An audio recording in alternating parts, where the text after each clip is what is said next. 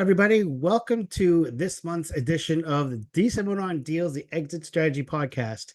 As you know, we talk about issues with different experts on how to prepare your business for sale and maximize that value. Today, we have a guest, Dominic Rubino, and I'm going to let him introduce him in a second. I've been a guest on his podcast many a time, and now we're flipping the script. I'm going to have him on our podcast because he does a lot of things to help people run their business better and actually create a business that's more valuable when it's time to sell. Before we get into all that, Dominic, why don't you introduce yourself to my audience? Well, Greg, it is good to be here with you. I think you and I have worked together for, I can't even count the years, many, many years. And I've had you on the show because you're excellent at M&A. I love your financial mind, but you're also easy to understand. And sometimes that's hard with you finance guys. I'm just going to say that. Even when I mumble? Even when you mumble, I know where you're going. Yeah. But what I do is essentially I work with forward-facing contractors. My specialty is construction and contracting. And what I do there is I work with businesses, whether they're family businesses or somebody that's solo or in a partnership, and they want to get their business to whatever their version of the next level is. Right? It's different for everybody, but what we do is we use pretty simple systems on our side to teach them simple systems on their side to fix the dusty old problems that have been, chasing them for years. Mm-hmm. So when I've been a guest on your show, you've talked a few times about helping companies make themselves buyable. Yeah. I use the phrase transferable. I think we're talking about the same thing. What I want to do today is focus on those simple systems that you talk about. And what some of the key foundational stuff people should start with as they try to create that business that's buyable, that makes it more valuable to them and their family in the long run. Yeah. And if you don't mind, I'll start at why we say make it buyable instead of make it sellable. Because absolutely, that mindset's the first part, right? Mm-hmm. Some of us aren't even thinking about selling our company one day, or maybe we want to pass it on to our kids. Well, that's still a sale. Right. So I need to make it something that they want to buy, that it's not just a big anchor around their neck.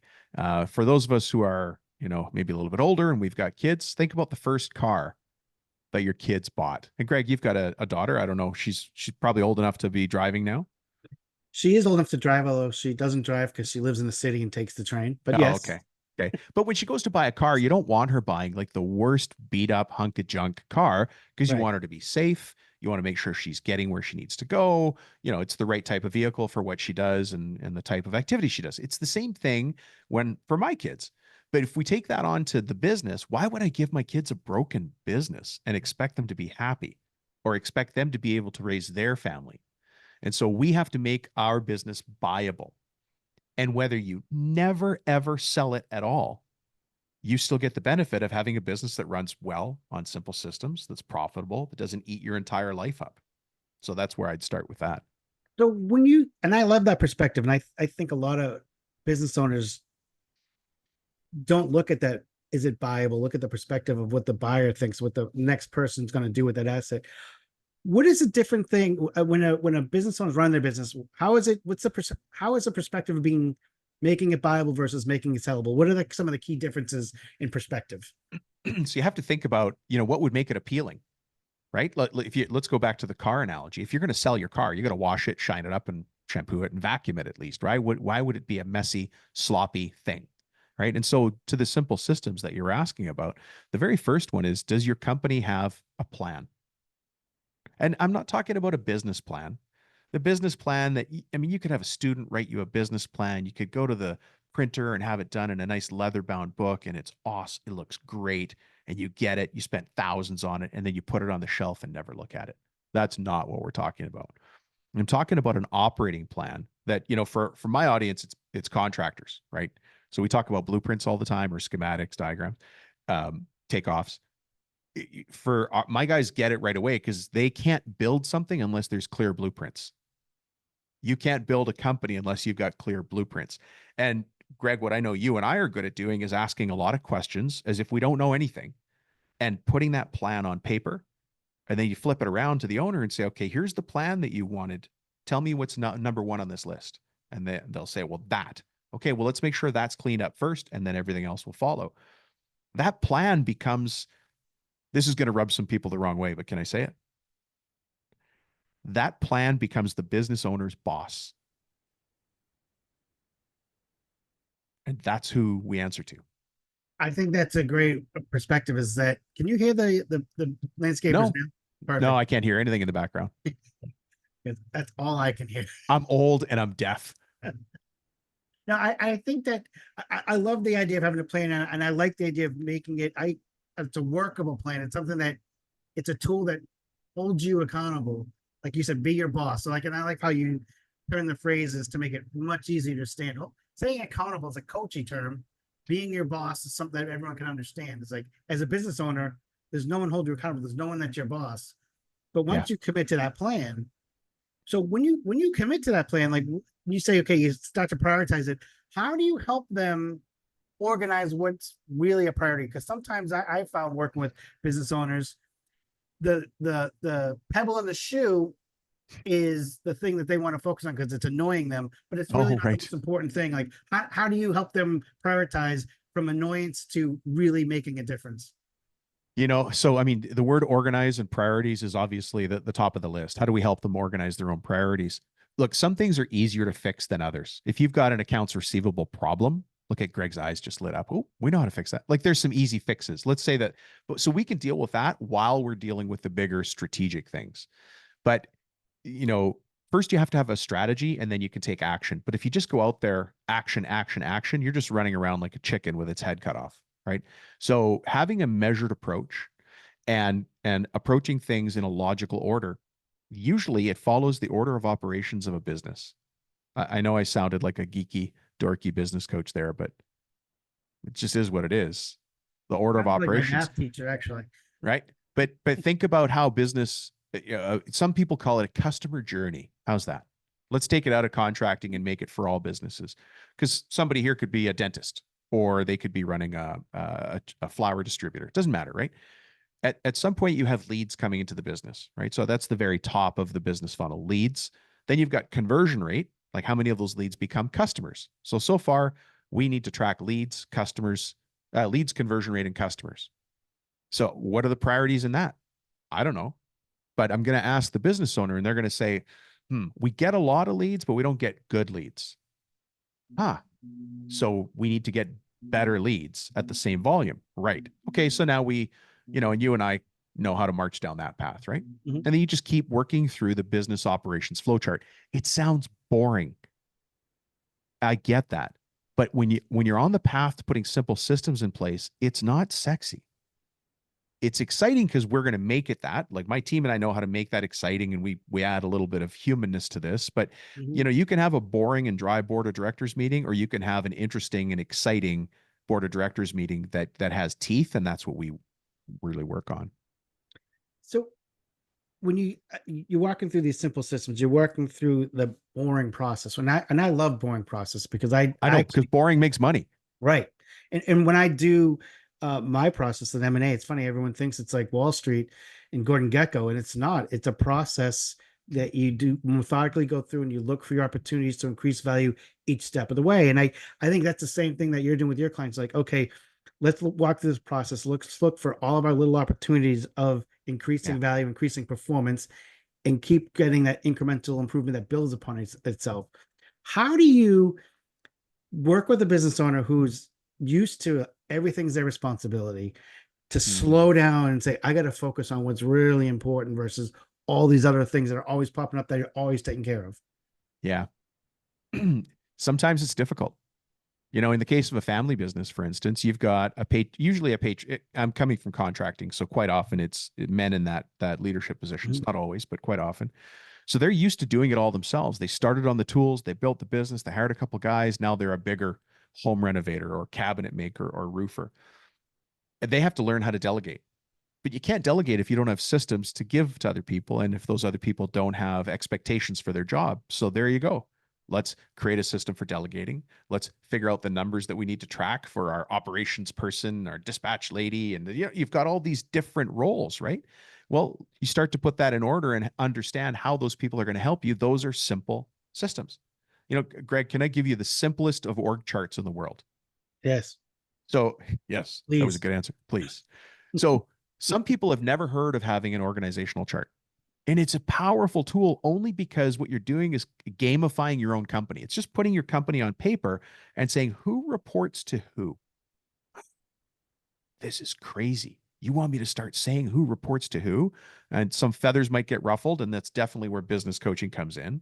And Greg, I'm sure you've seen, because you've dealt with lots of family businesses, especially. Yeah. Feathers get ruffled when somebody has to report to another person and it might not be the birth order or marriage order, whatever. But you can make a fancy and complicated organizational chart, but you don't have to. What you can do is take a blank piece of paper and draw an oval on it, right? An egg shape, an oval. At the bottom of that oval, I want you to put your name, the owner of the business. This is the boardroom table. It's an oval boardroom table. Who's sitting at that boardroom table? And put those names there. And then underneath those names, put their title. That's your org chart. It's a really simple way to do it. You can do it today while you're having coffee. Now you've got a simple system for visualizing your company and who to ask for what. Go ahead. So you've mentioned the boardroom, the board table a couple times today. Do you actually implement like actually board meetings with your clients, or is that a metaphorical approach? Yeah, it's a metaphor. I mean, I think that the type of coaching that we do is more board of directors level advice, because there's business coaches out there that read a book and now they're a business coach. Do you know who globally who allows people to be business coaches? Yeah. Do you know who it is? It's the kid at Staples behind the counter when you go and say, "Can I get some business cards made?" And he goes, "Oh, you want 500 or 1,000?" So, and I'm not knocking, business coaches all do great work because they should have good intentions, but we're talking about the type of coaching that we do is for serious leaders who have a plan or want a plan, and then are asking us to provide wisdom and guidance through our experience and our systems. So I quite often talk about it like a board of directors level meeting. Greg, I don't know if you're on any boards. I am. It follows a process. Just what you said, what I said. It's on TV, it looks very exciting. Yeah. In reality, it follows a process, and that process allows you to not have surprises. And though that lack of surprises allows you to plan.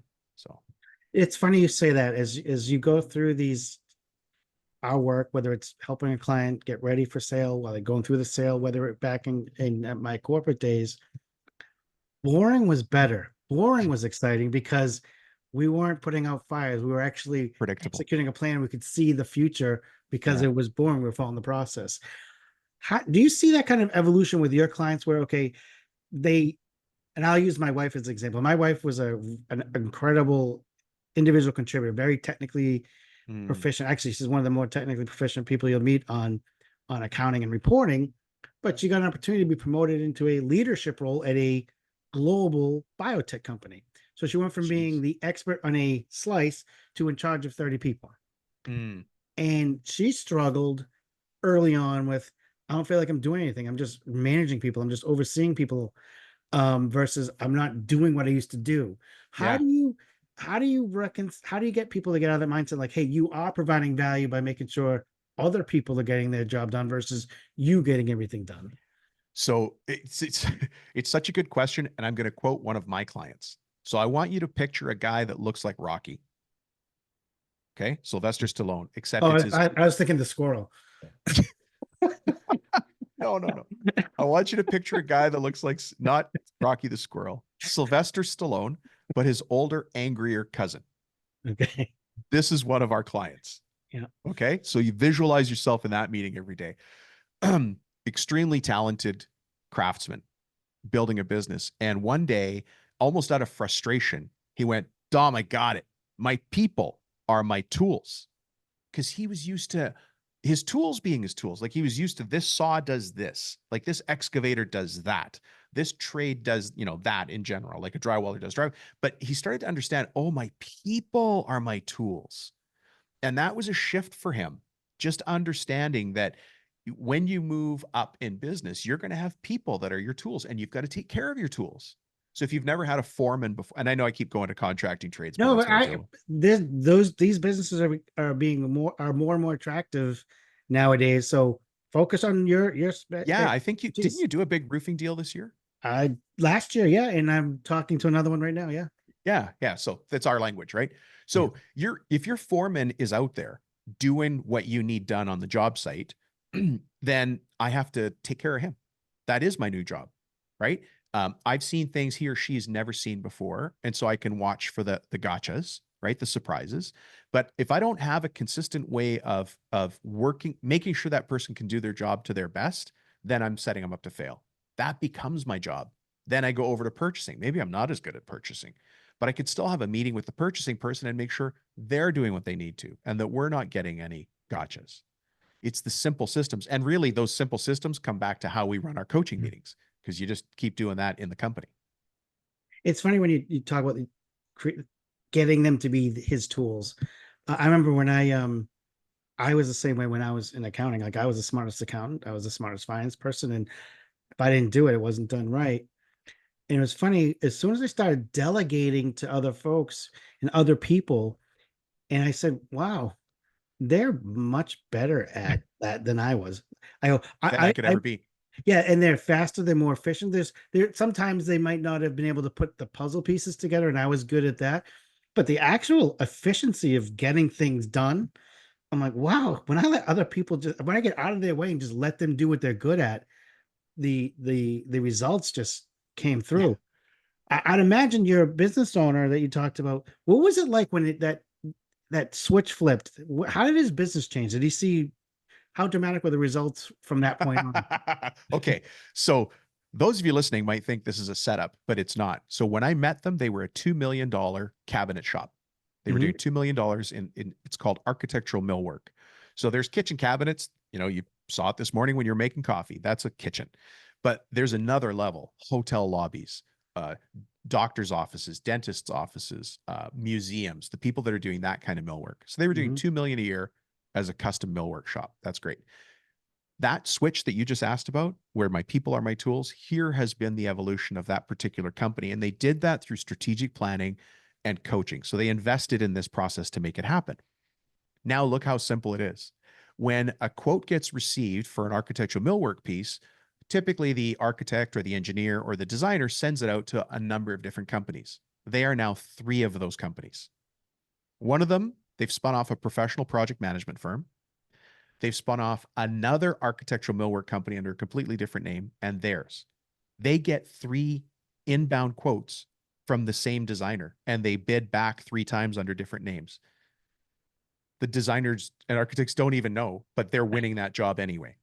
Right. Yeah. So you can call it what you want, but when you got a business coach on your side, we set you up to win. Okay. That's the first thing. Then in our industry, there's something called a buyout.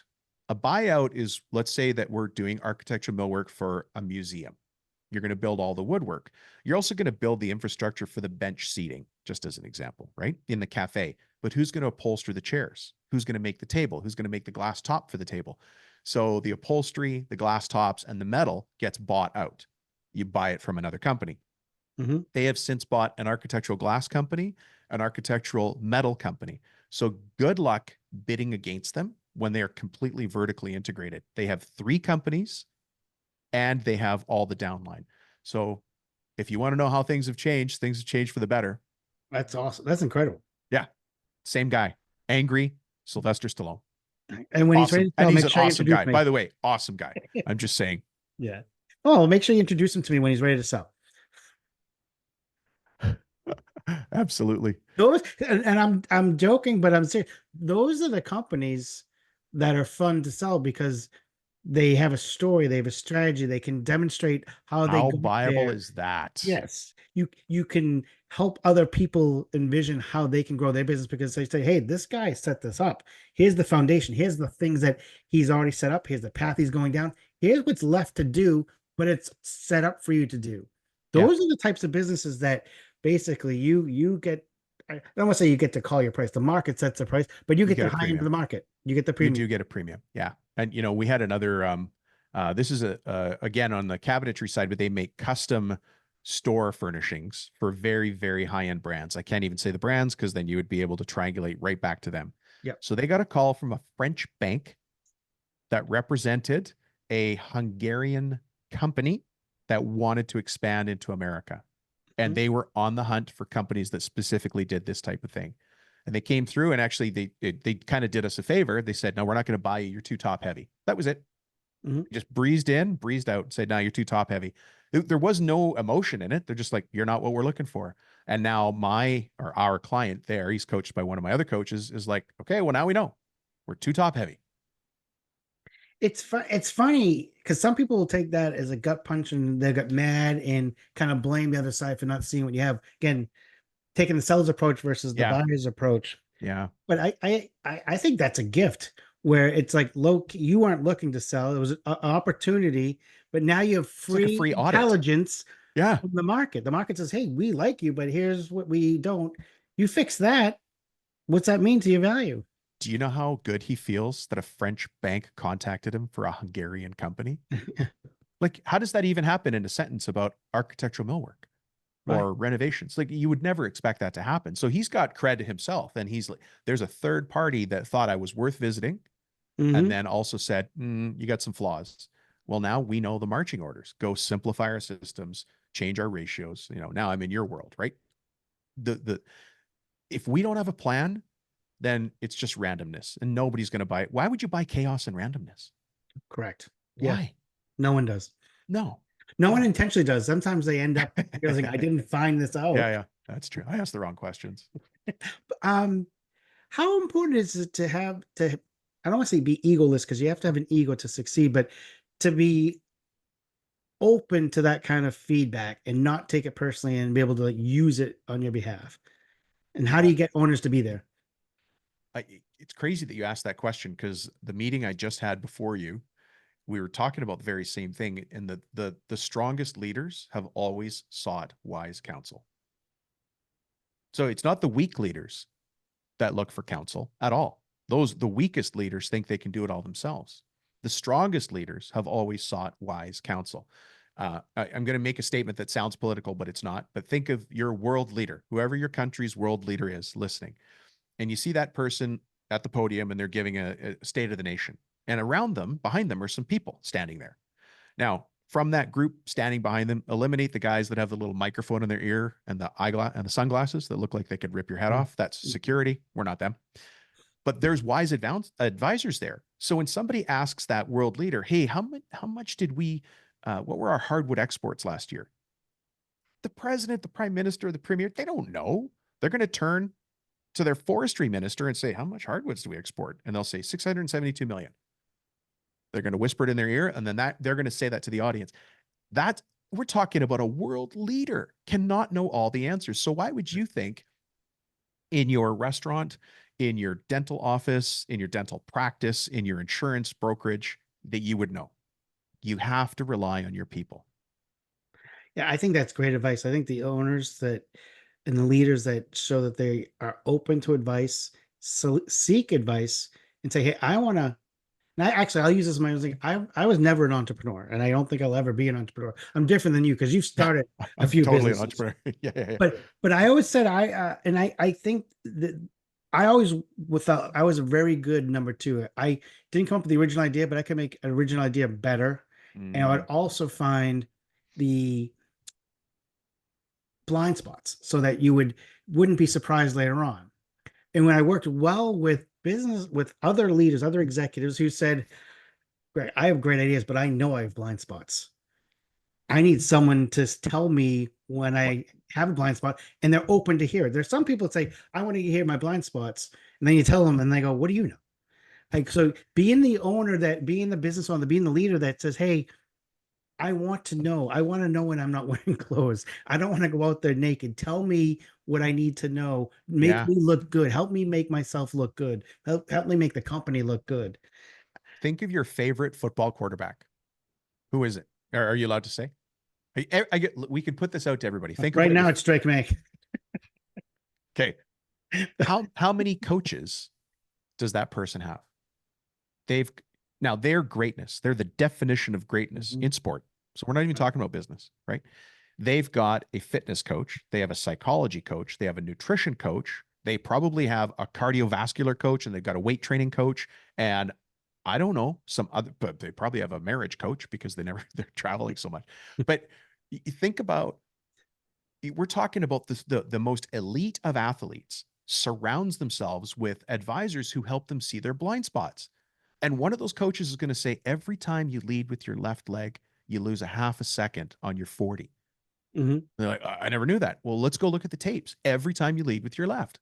And so now they change it. And on their 40, they improve their speed by a half a second. That's a big deal. Hmm. But you would never know that. You're like, I'm just fast. You could be faster. You could be better. You could turn tighter, right? You're always weak on the inside. How do we change that? And the best leaders or the best athletes will listen to that and say, okay, well, I got to work on that. I think you're right. I think those are the folks, and you don't necessarily see it. The public doesn't see it. Never see it. No, but that what they do say when someone was like, "Wow, why didn't they make it?" They seem to have all the talent, but they didn't make it. It's because they weren't doing those small tweaks. They weren't adding those simple systems to make those small improvements every day. Yeah. You mentioned something earlier, and I'm not going to touch on it or dig deeper on it because I'm a big fan of this. I was started as a finance person, and you talked about understanding your finance, understanding your metrics, and Mm. and I want to help everybody reconcile not knowing like how many units of hardware you sold, but understanding the key metrics that tell you the direction where your business is going. How do you help business owners reconcile not knowing every single detail, but understanding what are the key metrics that they need to Oh, focus on? yeah. Thank you. Because there are way too many numbers to track. Right. The hard part is making it simple. Anything that looks really easy is hard to learn. Just think about that guy you see juggling chainsaws at the farmer's market on the weekend. That looks easy. And you go home and do you try it? No, because you know it's really hard and you're probably going to lose an arm. Hmm. So understanding which numbers to track is a process of doing it and getting it wrong. And again, keep it simple. I can go through it. If anybody wants to know which numbers to start tracking in their business, I don't even know your business. Maybe you make chocolate. Maybe you distribute chocolate. Maybe you eat chocolate. I don't know what your business is, right? Leads, conversion rate, number of customers. What's your average dollar sales size? What's your total revenue? And then from that, you do all your regular financial things, cost of goods, operating costs, your net profit. Then go look at uh, people, machinery, or tools if you have it. I mean, I probably missed 900 things. But I'll tell you what, if you can figure out which little flag, which little red light is flashing in your company, and maybe the red light for you is flashing under gross profit because you're not making any. Hmm. Okay, well, now I can go and dig deep into gross profit. But I don't have to unless that red light's flashing on the page. How do you get your clients and your business owners to understand that where the key metrics are, the key factors are, the things that when they flash, I should pay attention to, or or I call it maybe how do you teach them to know what the key metrics are and to manage by exception? So you have your Right. strategic plan, but then you manage by exception when you see something's going off the rails. How do you get them in that mindset and get them comfortable? Like you don't have to be a CPA, you don't have to be a CFO. No, no, How yeah. how do you get them into that mindset? You know what? It's really not magic, and maybe I shouldn't say that, but it's looking at the numbers, and the owner will It's say to incredibly me, hard. You should pat yourself on the back. it's not incredibly hard. They'll but the patterns emerge. The patterns just so I'm not really good at numbers. I'm not, but I'm very good at looking at the patterns in the numbers. For instance, if a graph is moving from left to right and it's going downward, I know that that's a problem. Unless I want it to be going downward, like Mhm. waste or quality control. I want quality control to be dropping, right? I also like graphs that go up and to the right, unless I don't want it to go up and to the right, like accounts receivable or age Mhm. receivables or days Yeah. cash outstanding. So, but then as soon as you're looking at it, you're like, well, what do we do about that? How come it's taking us longer to collect our age receivables? I don't know. The person in that department's been on vacation for 3 weeks and nobody took over. Well, there's something we could fix. Simple systems, right? Cool. And even simpler system. Can I do this? Because I know you're a finance guy. Yeah, go ahead. So there's quite often we'll start working with a company and they'll say, we have the worst accounts receivable problem. It takes forever to get paid. And we can go put all the systems in place we want, but it comes down to the human part. And we've now learned, hey, let's do um, some sort of behavioral assessment of the people in the department, right? And when you find out that the person in charge of accounts receivable is an outgoing, bubbly, friendly, nice person, I now know why we have an accounts receivable problem. What I want is somebody who's numbers focused, data driven, has almost no emotional outbursts. They're very steady Eddie. They don't change at all. and they're a little bit surly, like they're just a little bit prickly. I want that person in my, and I think everybody understands why. If you've got two accounts receivable people, one of them's super friendly and chatty and nice, and the other one's a little bit gray and sharp and pointy. Yeah. Which one do you want as your AR clerk? Right. Well, it's funny. The guy with the person with the bubbly personality, they have to be that way because they're always calling, asking for money because they didn't do the stuff beforehand. Well, the person who's very methodical probably never has to call because they have a process in place to make sure the money's in when it's supposed Yeah. to be in. And then when they call, if you call the bubbly person, let's say the bubbly accounts receivable clerk calls me and I'm like, hey, let's say it's Jenny. Jenny, nice to hear from you. Yeah, I know we haven't paid you yet. Things are crazy here. It's so busy. We'll get to it next week. Jenny's like, oh, okay. They said they'll get to it next week. Now we go to the other person. Let's say it's Jenny and let's say it's Jennifer is the more detailed, focused, a little bit prickly. Mm-hmm. Jennifer calls me and says, Dominic, you haven't paid. You owe us $12. And I'm like, come on, it's $12. She's like, yes, $12. When will you be making that payment? And I expect that this won't happen again next month, will it, Mr. Rubino? And I'll be like, no, it won't. It's just right there. There's your simple system. I'm not saying to fire Jenny and keep Jennifer. I'm just saying you need a system that works for both of them. Right. I also find when you can get underneath the metrics and figure out what is really happening, and I'm using AR because it jumped out at me, is sometimes like, oh, why is your AR going up? And I've heard, well, we don't have good credit and collections. We didn't screen well beforehand. We shouldn't have issued credit. Right. Sometimes they, oh, we're not invoicing on a timely manner and we're just waiting, or we're not following up on a timely manner. And what I found a few times, more than once, is there was really an underlying issue. I'm like, have you looked at your customer service? And they said, what do you mean? I'm like, well, if you don't provide good customer service, the last line of defense is not paying your invoice till they get someone to talk to them. Yeah. I said, sometimes it's like people will look at a lot of different things in the minutia. And like the real issue is, are you guys delivering what you say you're going to deliver on a timely manner? If you do that, you get paid. If you don't, it gets dragged out. Like sometimes it's really about as simple as looking at the numbers and saying, is there something else that should be telling me? And it's not like you don't have to be a CFO or CPA or financial analyst to say, hey, do you think we're not getting paid because we're not providing good customer service? That's a business owner question. That's an account rep question. Like, hey, I'm going to make sure you're happy. Yeah. So there's a lots of different things you can dig into with these metrics that aren't I'm a CPA. I just want to understand why things are happening. Why? Be curious. Yeah, that's all. And you're going to notice in these numbers, things just pop up. You're like, why is that? I had a client once, this is years ago, and he had added this column to his metrics. It was way over to the right, where the letters start to double up, like letter D, DD, and DY and all that stuff. And it was WTO. And I'm like, what's W? And every time I looked at the number, it was either a half, like 1.5 or 2. Sometimes it was 4. Sometimes it was 0.5. And I was like, what's WTO? And we just never got there in the conversation. So I decided in this next coaching meeting, I was going to start with WTO. And his name was Wally. I said, Wally, what's WTO? And why is it way over here? It's a number you obviously track, but it's way to the right of this chart. And he goes, oh, I like to play tennis. That's Wally's time off. So one of his measures of success was how much time he was able to get away and do something with tennis. That's awesome. Yeah. So for him, that number, he started to know, like, I just want to play about 2 hours a week. That's all. So he was happy when he hit that number. And I knew as his coach, if that number dropped, Wally not happy. Yeah. Wally need to be happy. Let's get Wally back. What do we need to change so that Wally gets a 2 in that column? Right.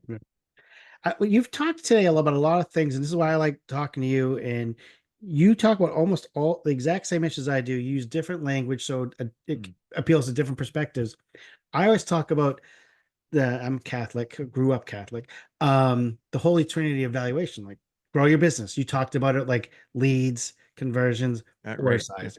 So that's how you focus on growth. I talk about the next part of the Trinity would be teams and having the right people under you that can take on the work. You've talked about delegation and your board table. I talk about making sure that you have a process underneath so that if someone leaves, someone can step up. The next buyer can look at it and say, hey, I know this will work because there's a process in place. It's not scribbled on the bathroom wall, or it's not like going from one person to the next person. There's procedures to people can follow. That's what I call the Holy Trinity: growth, people, process.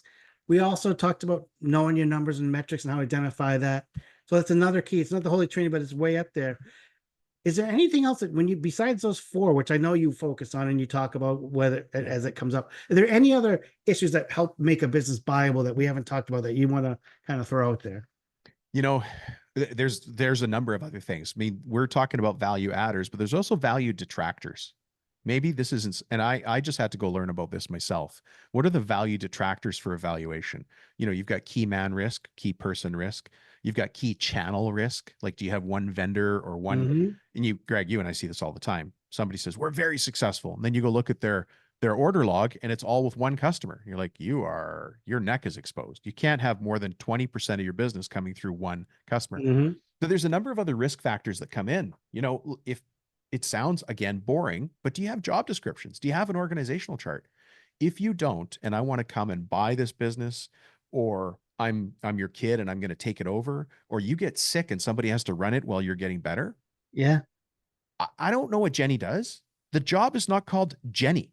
The job is also not called Jennifer. The job is accounts receivable clerk, responsible for dun, dun, dun, dun, dun, dun, right? And so we have to move away from that mindset. Now, I will say that when you're a starting business, and you pointed out earlier, I've started a number of businesses and I failed in a bunch of them. I've done good on a bunch of them.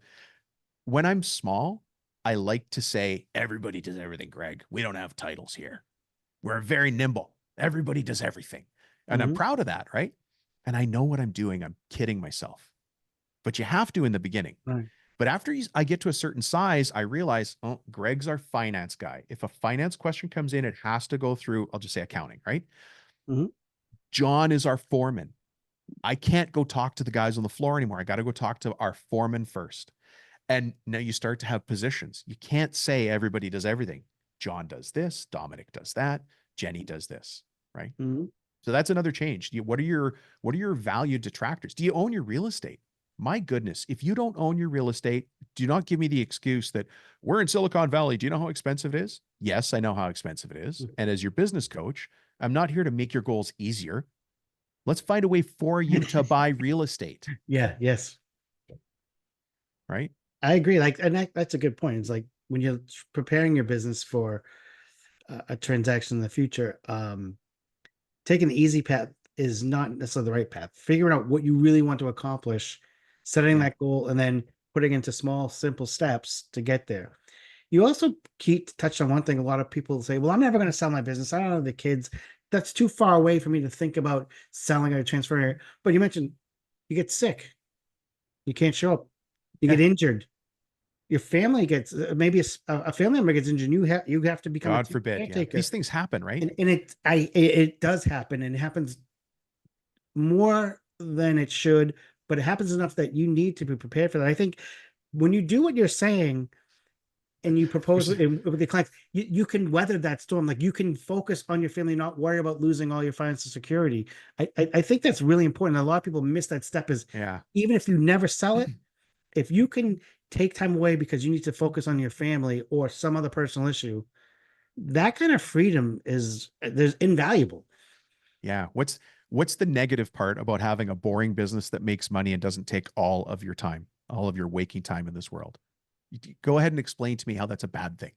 Correct. Right? Yeah, I know. Like, you have a boring business that makes you money in a predictable way, and it gives you all the time and freedom to go do, I know you like golfing. I like fishing. Golf, fish, knit, choir. I don't care what you want to do. Go do mission work.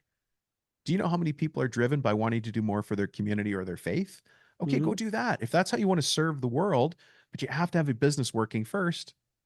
And both you and I want it, like, we overuse the word boring today.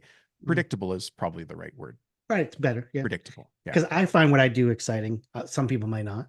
I I love know it. that you, I Yeah. know that you love what you do, but some people might say, I don't know if I want to do that. But I do think having those, I like also like the anonymous businesses. Like, I tell people the best businesses for me to represent, and it's fun, is when you drive down the highway and you see this really busy industrial park. Yeah. And then you look at the names on the sign, you're like, I have no clue what anybody in there does. But Yeah. then you go meet the owners and you look at the financials, like these guys are killing it. They're Yeah. just so they're not boring. They're an anonymous business. And what they did is, and I think there's a whole group of people that misunderstand what an entrepreneur is. These are born anonymous businesses that identified a niche that someone in their market needed. And they said, I can fill that niche. I can serve that group. Yeah. And then they do it great. And then they say, hey, you know what? Because I can do this niche, there's a couple other things that are pretty close to that. Maybe if I do this, I can expand. Kind of like your client who kept finding different ways to expand. It's Yeah. these anonymous businesses that just ask, how do I help my clients? How do I help my community? Can turn themselves into really, really successful businesses. And it doesn't take that much. It just takes patience and putting the work in and And a do plan. and a And a plan plan. this You and need a following plan. those Yeah. and break and like you said, break it into simple steps, because if you make it too complicated, you're never going to do it. But if you make a bunch of small, easy, simple steps, the Mhm. next step, if the next step is easy, you'll do it. And then once that's done, you'll do the next step. But if you see, I have like 1,000 steps and they're all intertwined, I'm like, you know, and I don't even want to try to climb that. That's No, just but just do complicated. one thing. And Correct. every day you're probably only going to get part of one thing done. The key, as you know, Greg, is to Mhm. keep moving forward on a plan. Yeah. And that accountability and that consistency is also part of the predictability of a business. Hmm. We haven't talked at all about meeting rhythms, and people usually hate meetings, and I get it. I don't like meetings that waste time. I hate them. So I make meetings impactful. How do you, we're running a lot of time, but this is a key thing because everyone says meetings are counterproductive. They're not helpful. How do you make a meeting productive? Uh, well, there's a couple of things. First, the meeting has to be the right kind of meeting with the right people in it. So there should be the bare minimum amount of people in there. So if you're in a meeting, the expectation is that you're leaving with an action item. So anybody who doesn't leave with action items should not be in that meeting. Meetings don't have to take an hour. They also don't have to take half an hour. They have to take as long as they need to take. So they could take 10 minutes. That's still a good meeting. But there also has to be the predictability where I'm going to continue to use construction as an example. Yeah. Let's say that we've got a production meeting. It's every Tuesday at 2. That's it. It always happens at the same time. And the people in that production meeting are, the foreman, the estimator, the engineer, and you guide who's going to be there. But even that meeting can go off the rails. So now we need a set agenda. And the way the set agenda works, it's always the same. You don't have to recreate the agenda for every meeting. Our meetings start with numbers. Well, first you say, hi, everybody, how you doing? Grab your coffee, Mhm. all that stuff, right? Then numbers. Numbers removes the, what's that stuff you pick up with a shovel when you're walking behind the pony in the parade? That, I'm sure we could all come up with a word. When you start the meeting with numbers, none of that, pony stuff comes out, right? Just start with the numbers, and everybody should know what those numbers are. We could dig into that later, or maybe in another episode. After numbers, just tell me what's up. And we go around the table. Greg, what's up? Jenny, what's up? George, what's up? Just tell me 30 seconds what's going on in your department. Okay. Mhm. Go around the table. Then just tell me where you're stuck. Jenny, George, Greg, where are you stuck? Or everybody's stuck. This is where things can go off the rails a little bit. Side conversations start. No, not in my meetings. If Jenny and Greg need to have a side conversation, I'll stop them and say, thanks. Sounds like a good meeting. Good. Why don't you guys do this after this is done? Because we've got 4, maybe 6, maybe 8 people around that table who don't need to hear Greg and Jenny figuring out the thing. Right. So there is some meeting discipline that has to come into it. There's a little bit of nuance. And that's why you work with coaches or somebody who's been through it before, because otherwise you have to reinvent the wheel on your own. So I'll stop there because you can see that I get pretty passionate Yeah. about No, having good because meetings, right? I think having productive meetings and limiting meetings so that they are productive and like using all those different tools you said is really key because uh, meetings get a bad rep, but they get a bad rep because people know how to run them and they know how to keep people focused, Yeah. and they don't have a purpose. So I love the idea of how to make meetings more productive because they do serve a purpose and they do help if you do it right.